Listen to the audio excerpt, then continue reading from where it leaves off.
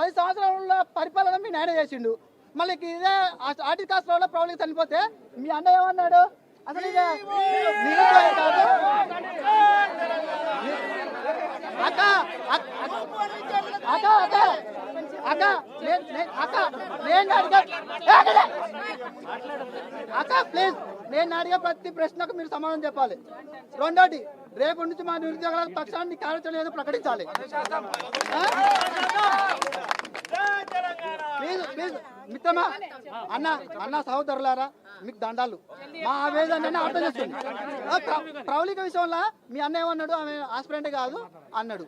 మళ్ళీ ఆ రోజు అన్న మళ్ళీ ఆమె ఆస్పిరెంటే, ఎందుకు అట్లా అంటాను ఏ రోజు అని చెప్పినావా?